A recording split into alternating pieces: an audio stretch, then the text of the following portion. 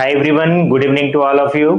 Offline video तो आपको YouTube में भी बहुत सारे मिल जाएंगे, बट लाइव पढ़ने का जो मजा है वो आप खो देते हो। ऐसे में तो आपको तो कोई मतलब ही नहीं रहेगा ना लाइव क्लासेस करने का। तो live class means live attend करना है आपको।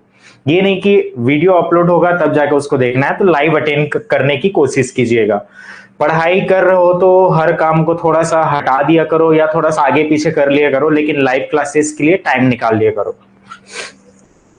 आज हम लोग बात करने वाले हैं ट्रेमल के ऊपर। ट्रेमल, इसके पहले हम लोग ने देखा था जो वृत्त खींचने के लिए हम लोग किसका उपयोग कर रहे थे, डिवाइडर का। उसके पहले हमने देखा था स्क्राइबर।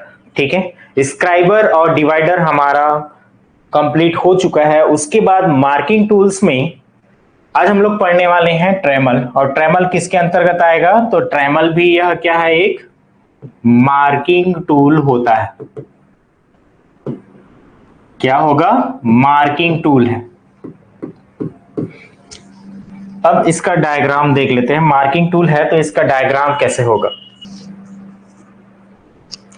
इस मार्किंग टूल का नाम क्या है, तो इसको बोलते हैं ट्रेमल। अब ट्रेमल एक मार्किंग टूल है तो इसका उपयोग हम लोग किसके लिए करेंगे, कहां पर करेंगे। तो उपयोग, ट्रेमल का उपयोग बहुत बार पेपर में पूछा गया है। तो ट्रेमल का जो यूज होता है, इसका उपयोग हम लोग किसके लिए करेंगे, बड़े साइज के वृत्त खींचने के लिए। किसके लिए, बड़े साइज के वृत्त या चाप की मार्किंग के लिए, है ना। मार्किंग के लिए हम लोग किसका उपयोग करते हैं, ट्रेमल का उपयोग किया जाता है। बड़े साइज के वृत्त या चाप की मार्किंग करने के लिए हम लोग ट्रेमल का उपयोग करते हैं। अब इसमें ट्रेमल में देखो दो पॉइंट होता है, एक ये पॉइंट है, ये दूसरा पॉइंट है। दोनों पॉइंट से हम लोग क्या कर सकते हैं, किसी भी जॉब को चाप में बनाया जा सकता है या उस पर वृत्त खींचा जा सकता है। वृत्त मतलब राउंड सर्कल। और इस राउंड सर्कल में यदि इसको बराबर भागों में भी काटना है तो पर भी हम लोग चाप बोलते हैं इसको। तो ये चाप भी खींचा जा सकता है। तो ट्रेमल का उपयोग हम लोग किसके लिए करेंगे, बड़े साइज के चाप या वृत्त खींचने के लिए हम लोग ट्रेमल का उपयोग करते हैं। ट्रेमल पर जो हेड होते हैं, ये दो हेड, एक फर्स्ट और ये दूसरा। इसमें एक स्टील रॉड होता है, ये वाला रॉड देख रहे हो, ये वाला भाग क्या होगा, स्टील रॉड होता है। अब इस स्टील रॉड में दो जगह हम लोग क्या लगाते हैं, इसमें एक टर्निंग पेयर और दूसरा स्लाइडिंग पेयर बोलते हैं इसको। ठीक है, टर्निंग और स्लाइडिंग पेयर कब होगा, तो इसको थोड़ा ध्यान दीजिएगा। क्वेश्चन यहां से पूछा जाएगा आपसे कि ट्रेमल पे कौन सा पेयर पाया जाता है जनरली। तो इसको देखते चलते हैं एक एक कर करके। ट्रेमल का कौन कौन से पार्ट्स होता है उसको पहले ध्यान देखते हैं। ये कहलाता है इसका बीम। बीम जो है स्टील से बनाए जाएंगे। और ये दोनों जो है हेड है। ठीक है, इसको क्या बोलते हैं, हेड बोला जाता है, जो कि स्लाइडिंग हेड और टर्निंग हेड होता है। किसके बनाए जाएंगे, तो स्टील से बनाए जाते हैं। इसके बाद दूसरा पार्ट्स कौन का है, हेड। और इसका हेड जो है दो प्रकार से मोशन करता है। कौन कौन सा, एक तो स्लाइडिंग करेगा। स्लाइडिंग मतलब ये वाला पार्ट्स क्या होगा, आगे पीछे कहीं पर भी हम लोग इसको मूव करा करके कहीं पर भी फिक्स कर सकते हैं। तो एक हो गया, ये स्लाइडिंग हेड होता है। दूसरा टर्निंग हेड होता है। Sliding head and turning head के नाम से जाना जाता है। क्यों, क्योंकि इस हेड को हम लोग किसी भी डायरेक्शन में क्या कर सकते हैं, उसको घुमा के रोटेट किया जा सकता है। हेड को कहीं पर भी फिक्स कर सकते हैं आगे या पीछे करके। तो ये स्लाइड हो रहा है, इसलिए इसको क्या बोलेंगे हम लोग, स्लाइडिंग बोलेंगे। और इसके हेड को किसी भी डायरेक्शन में क्या किया जा सकता है, मोड़ा जा सकता है या घुमाया जा सकता है। तो दूसरा हो जाता है टर्निंग हेड। तो इसी में से क्वेश्चन पूछा जाएगा, क्या पूछा जाता है, तो ट्रेमल पर कौन से हेड पाए या कौन से पेयर पाए जाते हैं ट्रेमल पर, कौन सा पेयर पाया जाता है। अब कौन सा पेयर पाया जाएगा, तो इसमें दो हेड हैं तो इसलिए दो स्लाइडिंग पेयर तथा अब दो हेड क्या करेगा, टर्निंग पेयर तथा दो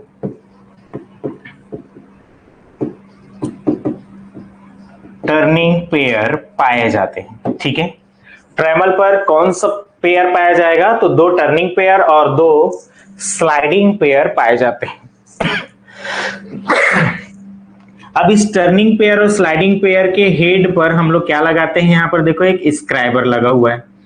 अब स्क्राइबर का पॉइंट आपको तो पता ही है, स्क्राइबर का पॉइंट क्या होता है, कितने डिग्री में ग्राइंड किए जाते हैं, तो 12 से 15 डिग्री पर ग्राइंडिंग करके उसको नुकीला बनाया जाता है स्क्राइबर को। और यहां पर जो स्क्राइबर यूज किए जाते हैं, कौन से स्क्राइबर होगा, तो स्ट्रेट स्क्राइबर। कौन से स्क्राइबर का उपयोग करेंगे, स्ट्रेट स्क्राइबर का उपयोग किया जाएगा ट्रेमल पर। अब स्ट्रेट स्क्राइबर में एक जगह को हम लोग फिक्स कर देते हैं और सेकेंड साइड को क्या करते हैं, छोटा या बड़ा जितने भी साइज का आपको मार्किंग करना है उसके अनुसार से इसको क्या किया जाएगा, फैला के उसको साइज में बना लिया जाएगा। यहां पर रहता है फाइन एडजस्टिंग स्क्रू।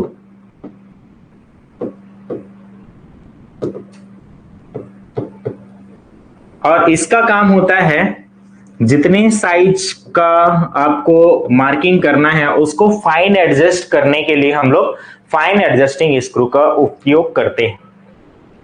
अब इस पॉइंट पे जो स्क्राइबर लगा होता है, स्क्राइबर कौन सा होता है, स्ट्रेट स्क्राइबर। स्ट्रेट स्क्राइबर का ग्राइंडिंग एंगल कितना होगा पॉइंट का, तो 12 से 15 डिग्री होता है। अब इसका जो स्क्राइबर होगा वो कौन सा मटेरियल के बनाए जाएंगे, हाई कार्बन स्टील से बनाया जाता है। हाई कार्बन स्टील के है तो इसमें कार्बन की परसेंट कितनी होगी, 0.5% से अधिक होगा, इसीलिए स्क्राइबर के पॉइंट को क्या किया जाएगा, हार्ड एंड टेम्परिंग किया जाएगा, हार्ड एंड टेम्पर किया जाएगा। इस चीज को भी आपको याद रखना, हार्ड और टेम्पर किया जाएगा। समझ में आ रहा है क्या, कमेंट्स करके बताइए जल्दी। इसका साइज, अब साइज कैसे लेते हैं, तो साइज जो है BIS के अनुसार, BIS का मतलब क्या होता है, bureau of Indian standard, bureau of Indian standard के अनुसार इसका साइज कितने साइज का पाया जाता है, तो 150 mm से लेकर के 500 mm तक यह पाया जाता है। अब mm है तो इसको आप सेंटीमीटर में भी लिख सकते हो। 15 सेंटीमीटर से लेकर के 50 सेंटीमीटर तक के साइज में पाए जाते हैं। तो देख लो ट्रेमल क्या है, ट्रेमल एक मार्किंग टूल है जिसका उपयोग हम लोग बड़े साइज के वृत्त या चाप की मार्किंग करने के लिए इसका उपयोग किया जाता है। ट्रेमल में जनरली दो स्लाइडिंग तथा दो टर्निंग पेयर होते हैं, ये इसका इंपॉर्टेंट पॉइंट है। BIS के अनुसार इसे 150 mm से लेकर के 500 mm तक के साइज में बनाया जाता है या यह स्टैंडर्ड साइज का निर्माण किया जाता है। अब इसमें किसी भी साइज को यदि आपको मार्किंग करना है तो क्या करना पड़ेगा, स्टील रूल या फिर की सीट रूल का उपयोग किया जाता है इसके साथ मेजरिंग करने के लिए। हार्ड और टेम्पर किया जाएगा। इस पर जो स्क्राइबर लगाए जाते हैं वो स्क्राइबर कौन से मटेरियल के बनाए जाएंगे, तो हाई कार्बन स्टील से बनाया जाएगा। 12 से 15 डिग्री होता है और इसके पॉइंट को हार्ड और टेम्पर कर दिया जाता है। नेक्स्ट टॉपिक हमारा है पंच। ये भी किसके अंतर्गत आएंगे, मार्किंग टूल के अंतर्गत आता है।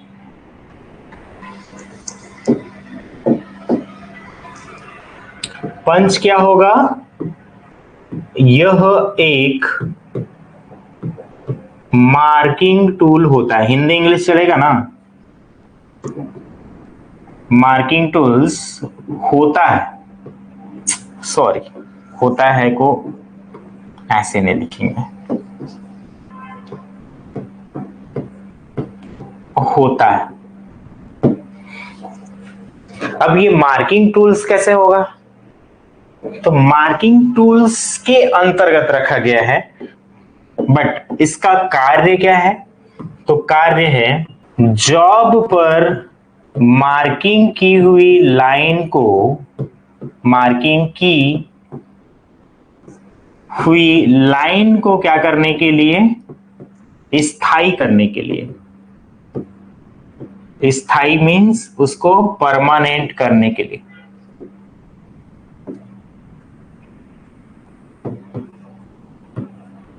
करने के लिए हम लोग किसका उपयोग करते हैं? तो पंच का उपयोग किया जाता है।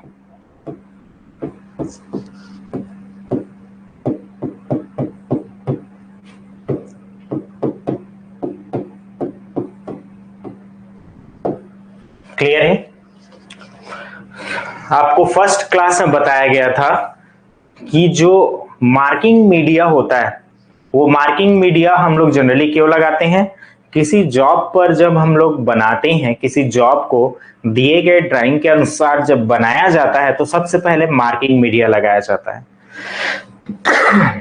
मार्किंग मीडिया लगाने के बाद दिए गए ड्राइंग के अनुसार हम लोग उस पर मार्किंग आउट करते हैं। अब मार्किंग आउट करने के बाद उस मार्किंग को हम लोग को स्थायी करना पड़ेगा, नहीं तो क्या हो जाएगा? कटिंग करते रहेंगे तो पानी वानी डालेंगे तो वो फैल जाएगा और हमें मार्किंग की लाइनें दिखाई नहीं देगी। तो इस सिचुएशन से बचने के लिए क्या किया जाता है? मार्किंग को पक्का करने के लिए उस पर पंच का उपयोग किया जाता है। ठीक है, मार्किंग को पक्का करने के लिए हम लोग किसका उपयोग करेंगे? पंच का उपयोग किया जाता है। या मार्किंग को स्थायी करने के लिए या पक्का करने के लिए या परमानेंट करने के लिए हम लोग किसका उपयोग करेंगे? पंच का उपयोग करेंगे। अब पंच जो है डिफरेंट टाइप्स के पाए जाते हैं, जैसे सेंटर पंच, डॉट पंच, प्रिक पंच। ठीक है, सेंटर पंच, डॉट पंच, प्रिक पंच। मार्किंग टूल्स के अंतर्गत हम लोग केवल 3 पंच को देखेंगे, चौथा एक और ले सकते हैं, ऑटोमेटिक पंच। ठीक है, 4 पंच को देख लेते हैं इसमें, और बाकी जो हॉलो पंच, वेब पंच, ये सब चीज को हम लोग किसमें देखेंगे? कटिंग टूल्स में आएगा तब उसमें देखेंगे हम लोग उसमें पंच का उपयोग कैसे करते हैं। तो डिफरेंट टाइप्स के पंच उपयोग किए जाते हैं। इसके पहले आपको कुछ उसके पार्ट्स के बारे से जानकारी रखना जरूरी है।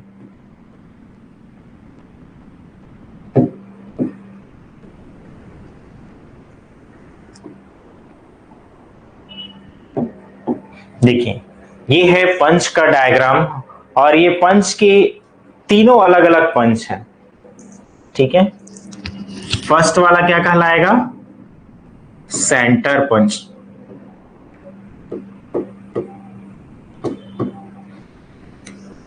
सेकेंड वाला डॉट पंच।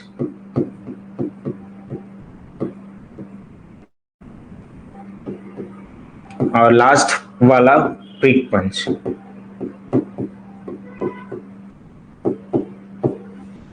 ठीक है, एक और डायग्राम इसी का ही यहां पे देख लो।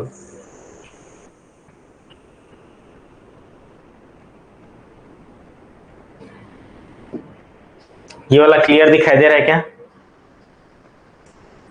यहां पर हम लोग कितने टाइप्स को देख रहे हैं? केवल 4 प्रकार को, सेंटर पंच, डॉट पंच, प्रिक पंच और एक हम लोग देखेंगे ऑटोमेटिक पंच।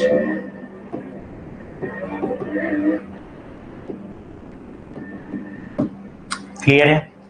उसके बाद ये जो हॉलो पंच है ये कटिंग करने का काम आता है एक्चुअल में। सॉलिड पंच, जो ये 3 चीज है वही सॉलिड पंच है। ड्रिफ्ट पंच, ड्रिफ्ट पंच का उपयोग हम लोग क्यों करते हैं? होल को सेंटर में मिलाने के लिए। पिन पंच का उपयोग हम लोग किसके लिए? वो भी सेंटर को मिलाने के लिए। लेटर पंच, और एक आता है आपका नंबर पंच।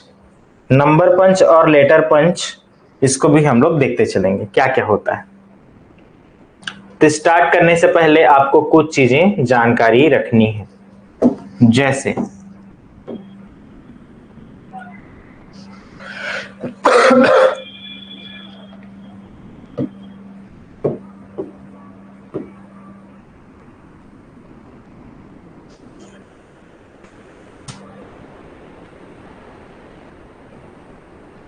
चल देखते चलते हैं। पंच की मेन पार्ट्स कौन कौन से होते हैं? मेन पार्ट्स ऑफ पंच।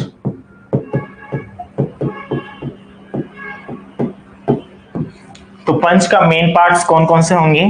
देखो, इसके तीन भाग होते हैं। एक कहलाता है हेड, और दूसरा क्या कहलाएगा इसका? बॉडी, और तीसरा क्या कहलाता है इसका?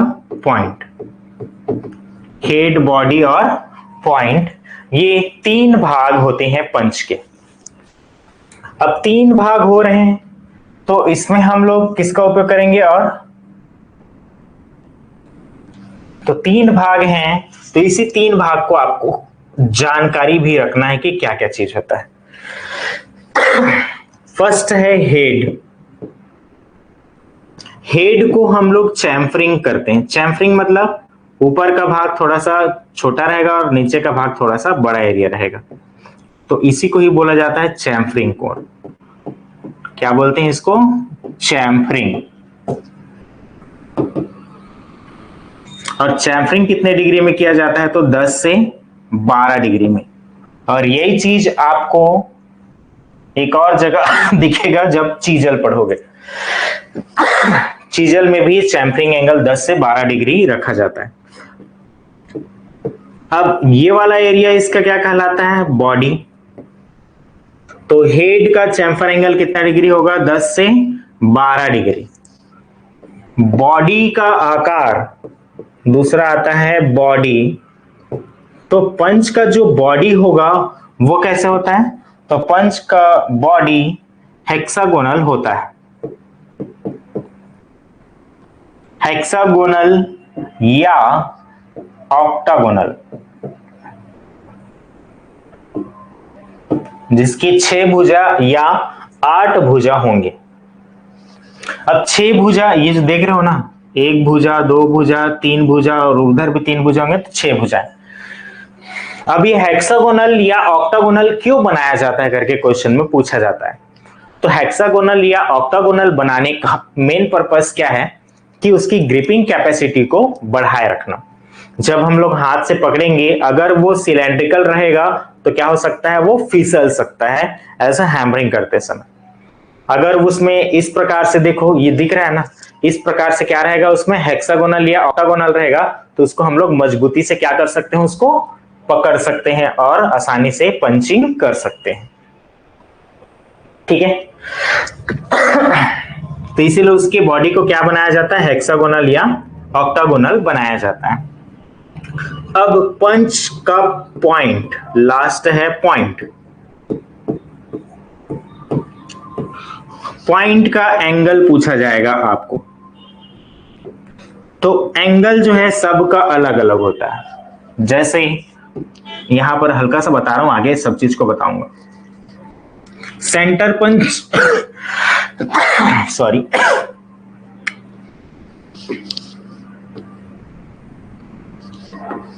सेंटर पंच का एंगल कितना डिग्री होता है? 90 डिग्री। डॉट पंच का कितना डिग्री होगा? तो 60 डिग्री। और प्रिक पंच का कितना होता है? तो 30 डिग्री होता है। ये तीनों का अलग अलग होता है पॉइंट का एंगल। बट पॉइंट को क्या किया जाएगा? हार्ड एंड टेम्परिंग किया जाएगा। हार्ड एंड टेम्परिंग किया जाता है पॉइंट को। क्यों हार्ड और टेम्पर करेंगे? क्योंकि पंच का जो मटेरियल होता है, पंच मटेरियल, ये किससे बनाए जाएंगे? क्योंकि इसका मटेरियल जो होता है वो हाई कार्बन स्टील से इसको बनाया जाता है। किससे बनाया जाएगा? हाई कार्बन स्टील से पंच को बनाया जाता है। तो इसीलिए हाई कार्बन स्टील में कार्बन की जो परसेंट है वो 0.5% से अधिक होता है। इसीलिए इसके पॉइंट को क्या किया जाएगा? हार्ड और टेम्पर किया जाएगा।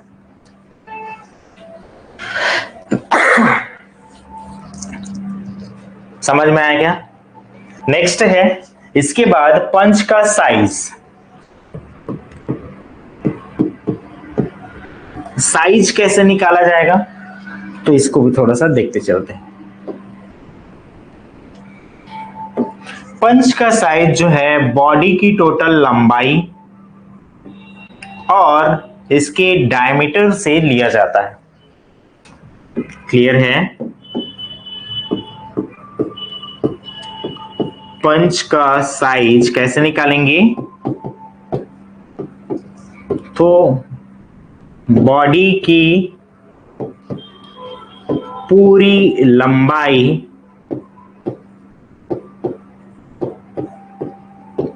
तथा इसके डायमीटर से लिया जाता है, तथा बॉडी की डायमीटर से लिया जाता है।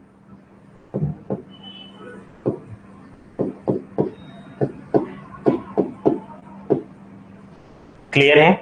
बॉडी की टोटल लंबाई और उसके डायमीटर से लिया जाएगा। समझ में आया क्या यहां तक? चलिए अब आगे बढ़ते हैं।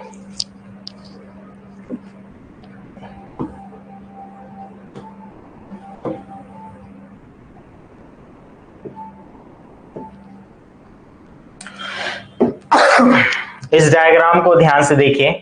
तो इसमें हम लोग टाइप्स ऑफ पंच में डिफरेंट टाइप्स के पंच के बारे से हम लोग पढ़ेंगे। जैसे कि इसमें कौन कौन से पंच हमने पढ़ा था? तो फर्स्ट आता है सेंटर पंच, डॉट पंच, प्रिक पंच। इन तीनों चीजों को हम लोग एक एक कर करके देखते चलते हैं। सबसे पहला हम लोग किसको रखेंगे? सेंटर पंच।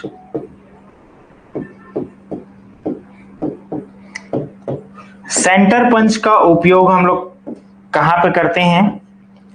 तो सेंटर पंच का उपयोग जनरली ड्रिलिंग करते समय। कहां पर? ड्रिलिंग करते समय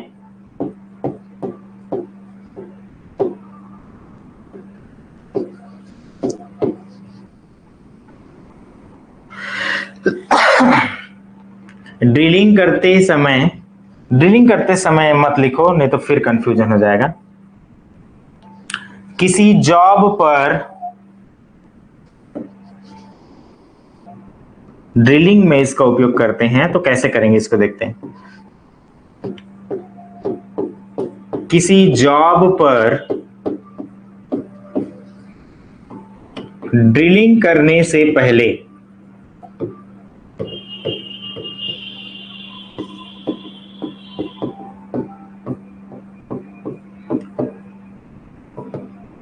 सेंटर की मार्किंग करने के लिए, सेंटर की मार्किंग करने में हम लोग किसका उपयोग करते हैं?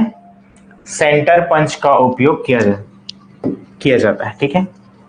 जब भी हम लोग किसी जॉब पर ड्रिलिंग ऑपरेशन करेंगे तो ड्रिलिंग से पहले हम लोग क्या करते हैं? उसमें सेंटर पंच लगाया जाता है।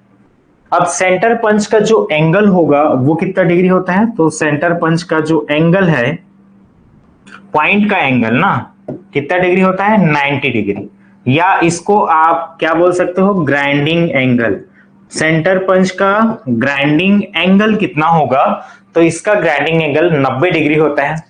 अब किसी जॉब पर यदि इस 90 डिग्री पर खांचा लगाया जाएगा तो कुछ इस प्रकार से गड्ढे बन जाएंगे इस पे। तो गड्ढे बनेगा तो जो ड्रिल आता है तो ड्रिल का वेब क्या होगा? आसानी से इस पर बैठ जाएगा।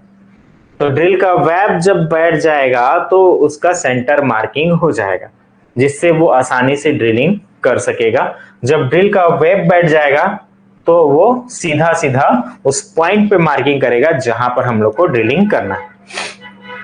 तो हम लोग का सेंटर पंच का मेन पर्पस क्या होता है? सेंटर पंच ड्रिलिंग ऑपरेशन करने से पहले उस पर सेंटर पंच लगाने का मेन मकसद होता है ड्रिल की वेब को क्या करना? ड्रिल की वेब को बैठाने के लिए हम लोग किसका उपयोग करेंगे? बैठाने के लिए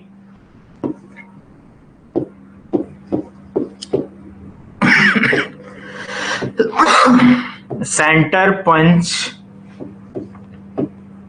का उपयोग किया जाता है।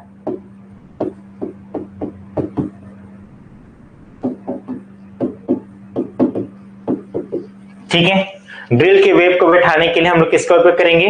सेंटर पंच का उपयोग करेंगे।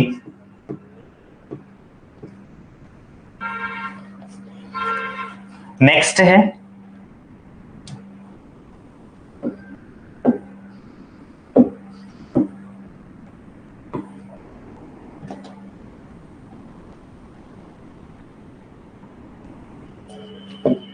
सेकेंड है हमारा डॉट पंच।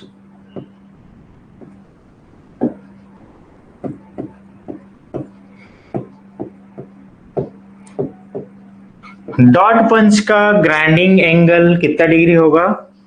तो 60 डिग्री होता है। डॉट पंच का ग्राइंडिंग एंगल कितना होगा? 60 डिग्री। इसको क्या बोलेंगे हम लोग? Grinding angle. और यही पेपर में आपको बार बार पूछा जाए डॉट पंच का एंगल कितना डिग्री का होता है, तो ग्राइंडिंग एंगल उसके पॉइंट का 60 डिग्री का होता है। अब डॉट पंच का यूज हम लोग किसके लिए करेंगे? तो उपयोग हम लोग किसके लिए करते हैं? तो मार्किंग को पक्का करने के लिए, पक्का या परमानेंट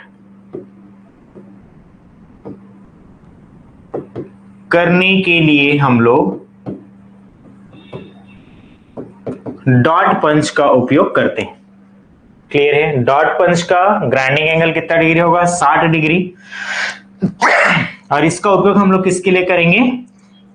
तो मार्किंग को पक्का करने के लिए, किसी भी मार्किंग पर उसको पक्का करने के लिए इसका उपयोग किया जाएगा। नेक्स्ट है डॉट पंच का उपयोग। एक चीज और देखना, जब हमारा मेटल हार्ड हो, मतलब कि हार्ड मटेरियल पर मार्किंग करने के लिए हम लोग इसका उपयोग करते हैं। ठीक है, हार्ड मटेरियल पर मार्किंग करने के लिए हम लोग डॉट पंच का उपयोग करेंगे। नेक्स्ट आता है प्रिक पंच। तीसरा है प्रिक पंच। प्रिक पंच का ग्राइंडिंग एंगल कितना डिग्री होता है? 30 डिग्री का होता है। बाकी बॉडी वॉडी सबका सेम रहेगा, है ना। तीसरा आता है प्रिक पंच।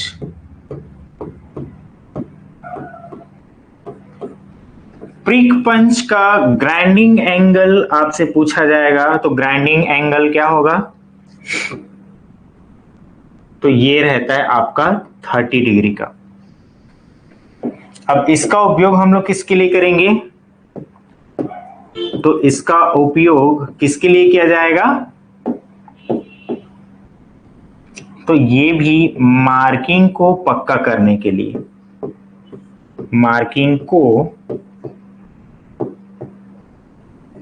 परमानेंट करने के लिए इसका उपयोग किया जाता है। लेकिन डॉट पंच का उपयोग हम लोग किसके लिए करेंगे? हार्ड मेटल की मार्किंग करने के लिए। बट प्रिक पंच का उपयोग हम लोग कहां पर करेंगे? सॉफ्ट मेटल की मार्किंग करने में। तो यहां पर हम लोग किसका उपयोग करेंगे? सॉफ्ट मेटल की मार्किंग करने में हम लोग किसका उपयोग करेंगे? प्रिक पंच का। और प्रिक पंच का एंगल कितना डिग्री होता है?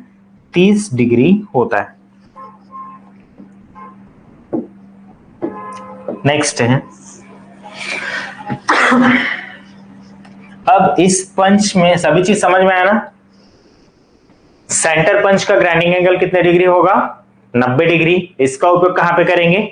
ड्रिलिंग करने से पहले उस जॉब पर ड्रिलिंग की मार्किंग करने के लिए हम लोग किसका उपयोग करेंगे? ड्रिल की मार्किंग करने के लिए सेंटर पंच का उपयोग किया जाता है। और सेंटर पंच 90 डिग्री के होते हैं। जो गड्ढा बनेगा वो कितने डिग्री का होगा? 90 डिग्री का होगा। दूसरा है, जो डॉट पंच होता है उसका उपयोग हम लोग किसके लिए करेंगे? हार्ड मेटल पर मार्किंग करने के लिए इसका उपयोग किया जाएगा। और इसका एंगल कितना डिग्री होगा? 60 डिग्री का होगा। साथ ही साथ प्रिक पंच का उपयोग हम लोग क्यों करेंगे? इसका एंगल 30 डिग्री होता है, क्योंकि एकदम नुकीला रहेगा। तो हार्ड मेटल पे यदि हम लोग पंचिंग करेंगे तो क्या हो जाएगा? वो बैंड हो सकता है।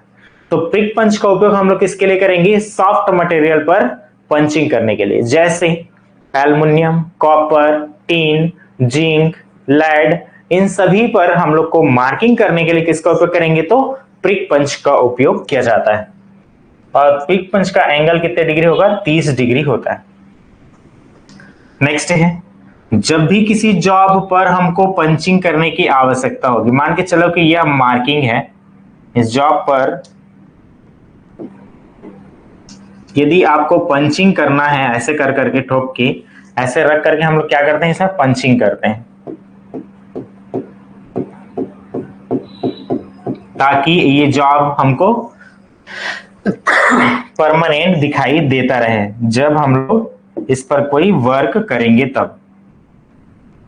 देखो, जब कोई वर्क करके इसको हटा देंगे हम लोग कटिंग करके, तो पर भी ये क्या होगा?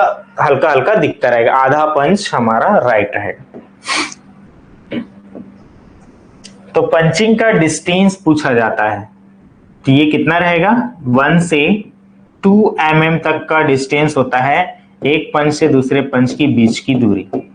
1 से 2 mm का डिस्टेंस बीच में दिया जाता है। जैसे यहां पर पंच हुआ तो यहां से यहां तक का डिस्टेंस कितना होगा? 1 से 2 mm का होगा। फिर दूसरा पंच करेंगे। नेक्स्ट है,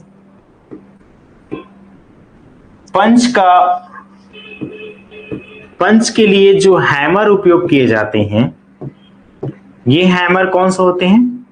तो हैमर के लिए हम लोग ज्यादातर बॉल पेन हैमर का उपयोग किया जाता है।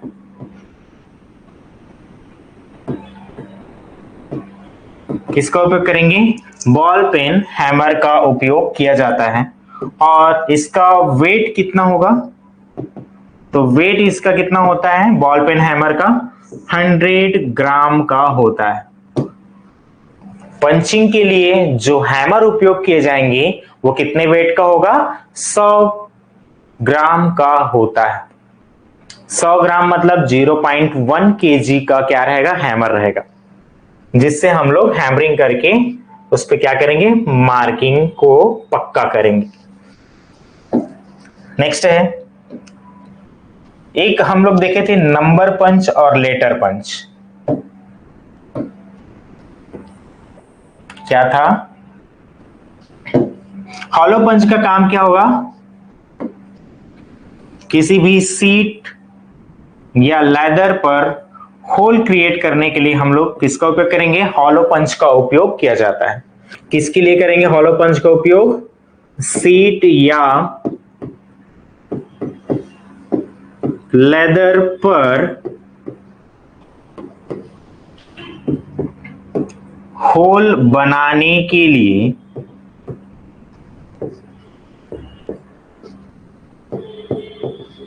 हम लोग किसका उपयोग करेंगे? हॉलो पंच का उपयोग किया जाएगा। या वाशर की कटिंग के लिए तथा या और वाशर की कटिंग के लिए हम लोग किसका उपयोग करेंगे? हॉलो पंच का उपयोग किया जाता है। वाशर की कटिंग के लिए हो या किसी जॉब पर पतले सीट पर होल करने के लिए हम लोग जनरली हॉलो पंच का उपयोग करते हैं। सॉलिड पंच जो है 3 प्रकार के होते ही हैं, डॉट पंच, सेंटर पंच और प्रिक पंच। ड्रिफ्ट का उपयोग हम लोग क्यों करते हैं? ड्रिफ्ट का उपयोग दो जॉब पर बने होल को सेंटर में अलाइन करने के लिए। देखो अभी इसका सेंटर कहां जा रहा है? इधर जा रहा है, इसका सेंटर इधर है। तो इन दोनों को क्या करने के लिए? बराबर में मैच करने के लिए हम लोग किसका उपयोग करते हैं? ड्रिफ्ट का उपयोग किया जाता है। नेक्स्ट है पिन। पिन का उपयोग भी हम लोग क्या करने के लिए करेंगे? इसको अलाइन करने में ही किया जाएगा। नेक्स्ट आता है लेटर पंच और ऑटोमेटिक पंच।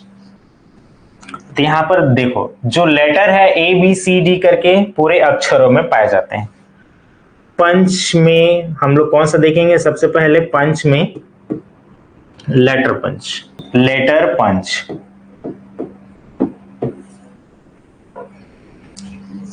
लेटर पंच के फेस पर देखना इस प्रकार से आकार के अलग अलग लेटर बनाए गए रहेंगे, A B C D E F G ऐसे करके पूरे 26 क्या आएंगे, लेटर पंच आएंगे, क्योंकि ए से लेके पूरा जेड तक उसमें लेटर लिखा रहेगा।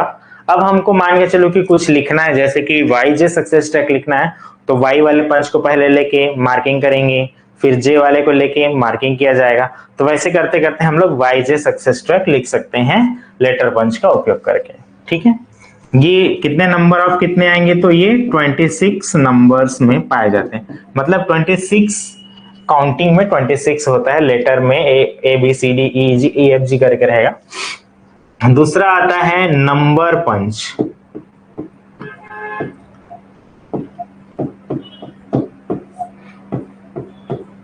नंबर पंच में क्या रहेंगे, एक से लेकर के 0 से लेकर के, देखो अलग अलग पंच में क्या रहेंगे, 0 फिर 1 2 3 4 5 6 7 8 9 तक, 1 2 3 4 5 6 7 8 और 9 तक। अब किसी रोल नंबर को आपको पंच करना है, तो रोल नंबर की पंचिंग करने के लिए मान के चलो कि आपका नंबर 18 है, तो 18 नंबर को आपको पंच करना, तो क्या करोगे, सबसे पहले आप एक नंबर के पंच को लोगे और एक को मार्किंग करोगे, मतलब एक लिखोगे तो जॉब में एक को रख करके आप पंच कर दिए। उसके बाद में 18 है तो 8 को लोगे और उसके बाद 8 को रख करके फिर क्या करना है, आपको पंच लगाना है, तो इससे नंबर वहां पर जॉब पर बन जाएंगे, तो इसे बोलते हैं नंबर पंच। क्लियर है, ये 10 टोटल 10 पंच होते हैं, इसमें कितने पंच होंगे, 10 पंच होंगे एक सेट पर, एक सेट में 10 पंच होते हैं। नेक्स्ट है आपका ऑटोमेटिक पंच।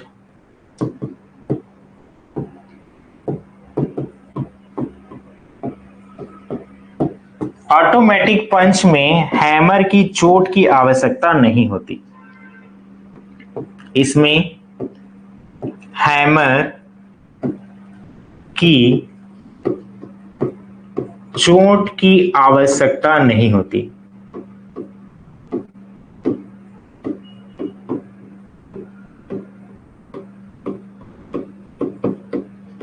क्लियर है, ऐसा कौन सा पंच है जिसमें हैमर की चोट की आवश्यकता नहीं होती, तो इसको बोलते हैं ऑटोमेटिक पंच। और ऑटोमेटिक पंच का ग्राइंडिंग एंगल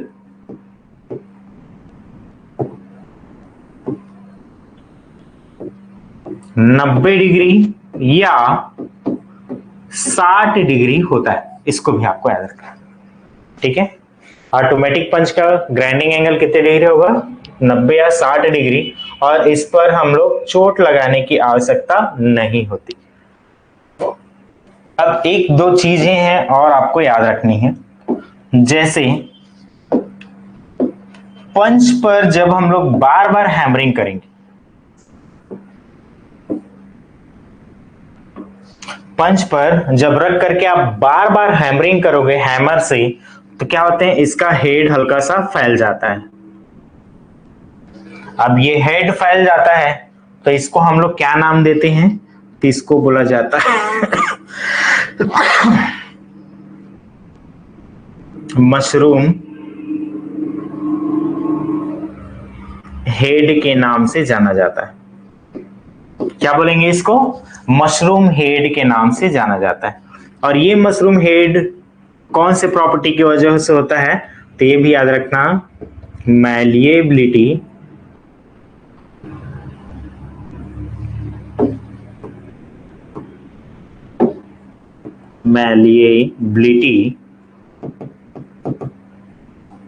के गुण के कारण होता है। अब मैलिएबिलिटी कौन सा प्रॉपर्टी है, तो ये आता है आपका मैकेनिकल प्रॉपर्टी। जब हम लोग आगे मेटल्स पढ़ेंगे तब इसको अच्छे से डिस्कस करेंगे। ठीक है, पंच के हेड का फैल जाना क्या कहलाता है, मशरूम हेड कहलाता है। और मशरूम हेड किसके वजह से होगा? मैलिएबिलिटी के गुण के कारण होता है, और मैलिएबिलिटी जो है मैकेनिकल प्रॉपर्टी होता है।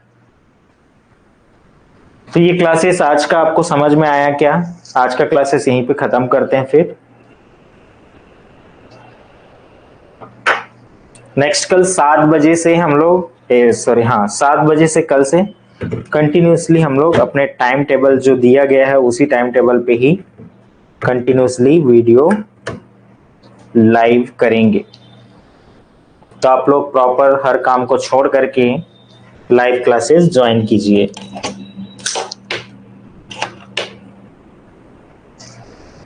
चलिए आज का क्लास यहीं पे समाप्त करते हैं। कल 7 बजे मिलना है ना सभी।